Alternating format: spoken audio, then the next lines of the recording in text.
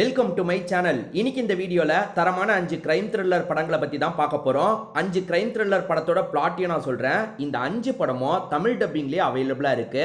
ஓடிடில போய் செக் பண்ணுமான்னு கேட்டீங்கன்னா அப்படிலாம் கிடையாது. யூடியூப்ல நீங்க சர்ச் பண்ணி பார்த்தீங்கனாலே இந்த படம்லாம் உங்களுக்கு கிடைச்சிரும். எல்லா படத்தோட பிளாட்டையும் நான் சொல்றேன், கதை சுருக்கத்தை சொல்றேன்.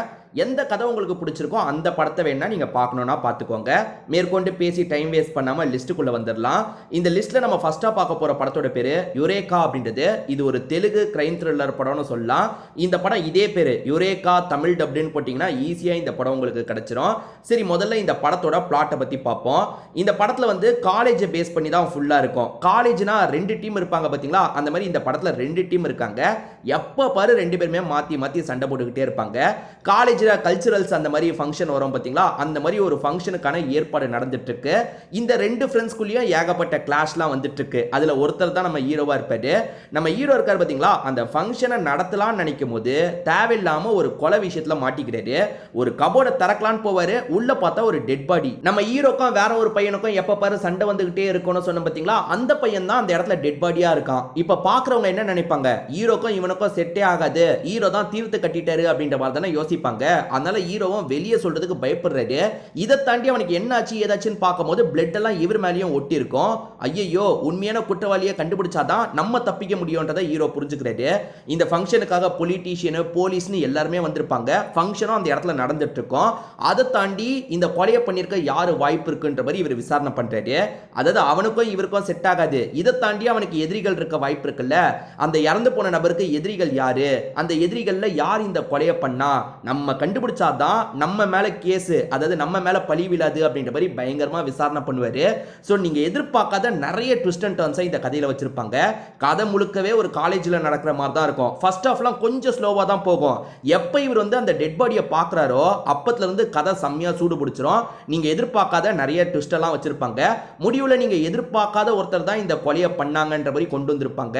உண்மையிலேயே சூப்பர் படம்னு சொல்லலாம். இன்னும் இந்த படத்தை பார்க்காம இருக்கீங்கன்னா கண்டிப்பா ஒன்ஸ் ட்ரை பண்ணி பாருங்க.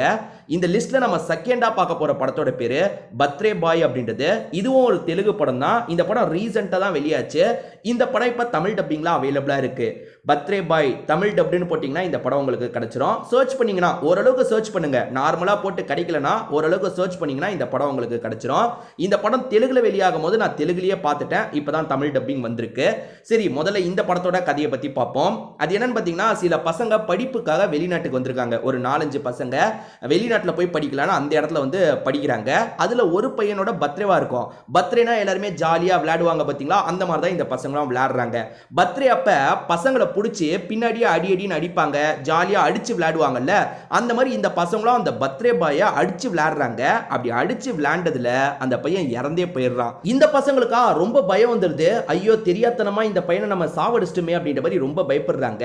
இவங்களுக்கு தெரிஞ்ச ஒரு அண்ணன் இருக்காரு பாத்தீங்களா, இந்த நாட்டில தான் இருக்காரு. அந்த அண்ணன் கிட்ட ஹெல்ப் கேட்கலாம் அப்படின்ற மாதிரி இந்த பசங்க கால் பண்ணி அந்த அண்ணனை வர வச்சிடுறாங்க. இந்த மாதிரி கொலை பண்ணிட்டோம்லாம் சொல்ல மாட்டாங்க, அண்ணன் இங்க வாங்கன்ற மாதிரி வர வைக்கிறாங்க. அந்த அண்ணன் வந்ததுக்கு அப்புறம் தான் தெரியாதனமா இந்த பையனை நாங்க சாவடிச்சிட்டோன்ற மாதிரி சொல்லிட்டாங்க. அட பாவீங்களா, இப்படிதான் பார்ட்டி பண்ணுவீங்களா அப்படின்ற மாதிரி அந்த அண்ணன் திட்டுறாரு. சரி, இந்த பசங்களுக்கு ஹெல்ப் பண்ணலாம், பாடியை மறைக்கலாம் அப்படின்ற மாதிரி அந்த அண்ணனுமே சில பிளான்லாம் போட ஆரம்பிக்கிறாரு. உண்மையில இந்த பையன் எதர்ச்சியா தான் இறந்து போனானா இல்ல யாராவது திட்டமிட்டு சாவடிச்சாங்களான்ற மாதிரி ஒரு கேள்வி இருக்குல்ல, அந்த கேள்விக்கு பதில் சொல்றது தான் இந்த படத்தோட கதையா இருக்கும். அந்த பையன் சாதாரணமாலாம் இறந்து போயிருக்க மாட்டான். சிலர் பிளான் போட்டு தான் அந்த பையனை சாவடிக்கிறதுக்கு இந்த விஷயத்தை பண்ணிருப்பாங்க. இதுல நிறைய ட்விஸ்ட் அண்ட் டர்ன்ஸ்லாம் வச்சிருப்பாங்க. அந்த பையனோட பேரண்ட்ஸ் இங்க வர மாதிரியும் அப்ப இவங்க மறைக்கிறதுக்கு ட்ரை பண்ற மாதிரியும் சூப்பரா கொண்டு போயிருப்பாங்க.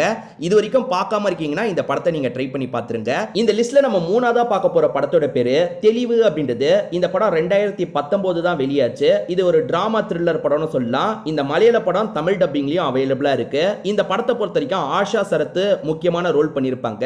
பாபநாசம் படத்துல போலீஸ் ஆபீசரா வருவாங்க பாத்தீங்களா, அவங்க தான் முக்கியமான கேரக்டர் பண்ணிருப்பாங்க. இந்த படத்தோட கதையை பத்தி சொல்றேன். ஆஷா சரத்தோட ஹஸ்பண்டுக்கு என்னாச்சு ஏதாச்சுன்னு தெரியல, ஒரு பொண்ணை வச்சிருக்காங்க. அந்த பொண்ணை இவங்க தான் தனியா பார்த்துக்கணும், நல்லபடியா பார்த்துட்டு இருக்காங்க. இன்னொன்று பக்கம் போலீஸுங்க இருக்காங்கல்ல, ஏதோ ஒரு நபரை தேடிட்டு இருக்க மாதிரி நமக்கு காட்டுறாங்க. ஒரு நாள் ஆஷா சரத்தோட வீட்டுக்கு காயப்பட்ட மாதிரி ஒருத்தர் வராரு. எப்படி அந்த காயம் ஏற்பட்டது, அவர் நல்லவரா கெட்டவரா இது எதுவுமே தெரிய மாட்டேங்குது. இன்னொன்று பக்கம் போலீஸ் வேற ஒருத்தனை தேடிட்டு இருக்காங்க. அந்த குற்றவாளி தான் இவனா என்னன்னு தெரியல. ஆஷா சரத்து கிட்ட அவன் ஹெல்ப் கேட்கறான். ஆஷா சரத்தோட ஹஸ்பண்டுக்கு என்ன ஆச்சுன்றது தெரியல, பொண்ணை வச்சுட்டு தனியா இருக்காங்க. ஆரம்பிக்கிறாங்க. இவன் ஹெல்ப் கேட்டோன்னே ஹெல்ப் பண்றதா வேணாமான்னு யோசிக்கிறாங்க. அதுக்கப்புறம் ஹெல்ப்லாம் பண்ண ஆரம்பிக்கிறாங்க. அவனை பொறுத்த வரைக்கும் போக போக பொண்ணு கிட்ட ரொம்ப க்ளோஸ் ஆயிடுறான். பொண்ணு அவன் கிட்ட இருக்கிறத தான் விரும்புறாங்க. ஒருவேளை அவன் பொண்ணு ஏதாவது பண்ணிட்டானா என்ன பண்றது, அவனை முழுசா நம்ப முடியாதுன்ற மாதிரி ஆஷா சரத்தும் பயந்துட்டு இருக்காங்க. அதுக்கப்புறம் இந்த கதையில என்னெல்லாம் நடக்குதுன்னு சொல்றது மீதி கதையா இருக்கும். அதாவது ஆஷா சரத்தோட ஹஸ்பண்டுக்கு என்னாச்சுன்ற ஒரு கேள்வி இருந்துகிட்டே இருக்கு பாத்தீங்களா, அதெல்லாம் வச்சு இந்த படத்தோட கதையை சூப்பரா கொண்டு போயிருப்பாங்க. பயங்கர த்ரில்லிங்கா போகுதுன்னு சொல்ல முடியாது, ஸ்லோவா தான் போகும். மலையாள படம்லாம் நீங்க பார்த்திருப்பீங்கல்ல, ரொம்ப ஸ்லோவா தான் போகும், ஆனா டீசென்ட்டா இருக்கும். இது வரைக்கும் இந்த படத்தை நீங்க பார்க்காம இருக்கீங்கன்னா யூடியூப்ல தெளிவுன்ற பேர்ல அவைலபிளா இருக்கு, கண்டிப்பா ஒரு வாட்டி ட்ரை பண்ணி பாருங்க. இந்த லிஸ்ட்ல நம்ம நாலாவதா பார்க்க போற படத்தோட பேரு அருகில் ஓரால் அப்படின்றது. இந்த படம் 2013ல மலையாளத்துல வெளியாச்சு. இது ஒரு பக்காவான த்ரில்லர் படம்னு சொல்லலாம். இந்த படத்துல இந்திரஜித் சுகுமாரன், அதாவது பிருத்திவிராஜ் சுகுமாரனோட அண்ணன், அதுக்கப்புறம் வந்து நிவின் பாலி, ரம்யா நம்பீசன், இவங்க 3 பேர் தான் முக்கியமான ரோல் பண்ணியிருப்பாங்க. அதாவது நிவின் பாலி கரியரோட ஸ்டார்டிங்ல நடிச்ச படம்னு சொல்லலாம். இந்த படத்தோட கதை ரொம்ப வித்தியாசமா இருக்கும். நான் பிளாட்டை சொல்றேன், உங்களுக்கு பிடிச்சிருக்கா இல்லையான்றத பாருங்க. இந்திரஜித் சுகுமாரன் தான் இந்த படத்தை பொறுத்த வரைக்கும் ஹீரோவா இருப்பாரு. ரம்யா நம்பீசனை இவர் லவ் பண்ணிட்டு இருக்காரு. இவங்க 2 பேருமே லவ் பண்ணி பழகிட்டு இருக்காங்க பாத்தீங்களா, அப்பதான் இவங்களுக்கு வந்து நிவின் பாலி பழக்கமாவறாரு. அந்த நிவின் பாலியை பொறுத்த வரைக்கும் அந்த பீஸாலாம் ரெடி பண்ணி தருவாங்கல்ல, அந்த மாதிரி ஒரு இடத்துல தான் வேலை பார்த்துட்டு இருக்காரு. இப்போ இவங்களுக்கு என்ன ஷாக்கிங்கான விஷயம்னா, நிவின் பாலி ஒரே சமயத்துல 2 இடத்துல இருக்கிற மாதிரி உங்களுக்கு தோண ஆரம்பிக்குது. அதாவது உதாரணத்துக்கு நிவின் பாலியை இந்திரஜித் ஒரு இடத்துல வச்சு பார்க்கறாரு, இன்னொரு பக்கம் ரம்யா நம்பீசன் ஒரு இடத்துல வச்சு பார்க்கறாங்க. ஒருத்தர் ஒரு டைம் ஒரு இடத்துல தானே இருக்க முடியும், அது எப்படி 2 இடத்துல ஒரே டைம்ல இருக்க முடியும்ன்ற மாதிரி உங்களுக்கு கேள்வி வருது. உண்மையிலேயே ஒரே சமயத்துல 2 இடத்துல இவன் தெரியறானா, அப்படி இல்லைன்னா நம்ம தான் தேவையில்லாம கற்பனை பண்றோமான்னு யோசிக்கிறாங்க. அப்படி இல்லைன்னா இவன் 2 ஆளா இருக்கலாம், அதாவது வந்து அண்ணன் தம்பியா இருக்கலாம், நம்மளை ஏமாத்துறதுக்காக இப்படி பண்றான் போல அப்படின்ற மாதிரிலாம் யோசிக்கிறாங்க. உண்மையில ஒரே டைம்ல இவர் 2 இடத்துல இருக்கிறது எப்படி அப்படின்ற கேள்விக்கு பதில் சொல்றது தான் இந்த படத்தோட கதையா இருக்கும். தந்தி1 சேனல் இருக்குல்ல, அதுல அருகில் ஓரால்னு போட்டீங்கன்னா இந்த படம் உங்களுக்கு கிடைச்சிரும். கொஞ்சம் வித்தியாசமான படம் பிடிக்கும்னு நினைக்கிறவங்க இந்த படத்தை ட்ரை பண்ணி பாருங்க. இந்த லிஸ்ட்ல நம்ம 5ஆவதா பார்க்க போற படத்தோட பேரு மாய கண்ணாடி அப்படின்றது. இதே டைட்டில்ல தமிழ்ல ஒரு படம் வந்திருக்கு, சேரன் நடிச்சிருப்பாரு, ஆனா இது வந்து கன்னட படம். இந்த படத்தோட கதையை பத்தி சொல்றேன். இந்த படமும் உங்களுக்கு யூடியூப்லயே தமிழ்ல இருக்கு, தந்தி1 சேனல்லயே உங்களுக்கு கிடைக்கும். மாய கண்ணாடி தமிழ் டப்டுன்னு போடுங்க, நிச்சயமா இந்த படம் உங்களுக்கு கிடைச்சிரும். சரி, இப்போ இந்த படத்தோட கதைக்குள்ள வந்துடலாம். ப்ளூ வேல் அப்படின்ற ஒரு கேமை நம்ம எல்லாருமே கேள்விப்பட்டோம் பாத்தீங்களா, அதாவது கையில வந்து ப்ளூ வேலை வரைஞ்சு நிறைய பேர் தற்கொலைலாம் பண்ணி இறந்து போனாங்கல்ல, அதை பேஸ் பண்ணி தான் இந்த படத்தோட கதையே இருக்கும். ஒரு காலேஜ் இருக்கு, அந்த காலேஜில் 2-3 பசங்க வந்து ப்ளூ வேல் கேம் விளையாடி இறந்து போயிடுறாங்க. அப்போ ஒரு போலீஸ் ஆஃபீஸர் என்ன பண்றாருன்னா, ஸ்டூடெண்ட் மாதிரி அந்த காலேஜுக்குள்ள நுழையலான்னு யோசிக்கிறாரு. அதுதான் நம்ம ஹீரோவா இருக்கும். ஹீரோவும் ஸ்டூடெண்ட் மாதிரி அந்த காலேஜுக்குள்ள நுழைஞ்சிடுறாரு. இந்த ப்ளூ கேமை பத்தி நிறைய பேர்கிட்ட பேச ஆரம்பிக்கிறாரு. ஏன்னா அந்த ப்ளூ வேல் கேமை விளையாடி நிறைய பேர் இறந்து போறாங்கல்ல, என்னென்ன மாதிரியான சேலஞ்ச் எல்லாம் அவங்க தராங்க, அதே மாதிரி இந்த சேலஞ்சுக்கான ஆப்பை கிரியேட் பண்ணது யாரு, எந்த நோக்கத்துக்காக அவன் கிரியேட் பண்ணா, இத பத்திலாம் பயங்கரமா விசாரணை பண்ணிட்டாரு. நம்ம ஹீரோ இந்த கேஸை இவ்வளவு விசாரிக்கிறதுக்கு ஒரு காரணம் இருக்கு. ஹீரோவோட பாஸ்ட்ல ஒரு பொண்ணை பயங்கரமா லவ் பண்ணிருப்பாரு, அவங்களுமே இதே கேமை விளையாடி ஏதோ ஆயிருக்கு போல. அதனால தான் இதுக்கு பின்னாடி இருக்கவங்கள எப்படியாவது கண்டுபிடிக்கணும்ன்ற மாதிரி களை இறங்கி விசாரிக்கிறாரு. கடைசியில கண்டுபிடிச்சாரா இல்லையான்னு சொல்றது தான் மீதி கதை. நீங்க எதிர்பார்க்காத ட்விஸ்ட் அண்ட் டர்ன்ஸ்லாம் இந்த கதையில வச்சிருப்பாங்க, கண்டிப்பா உங்களுக்கு பிடிக்கும்னு நம்புறேன்.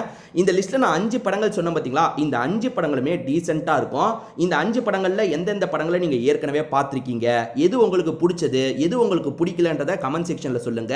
இந்த வீடியோவை பார்க்குற மற்றவங்களுக்கு அது யூஸ்ஃபுல்லா இருக்கும். திரும்பி வேற ஒரு வீடியோல நம்ம பார்க்கலாம்.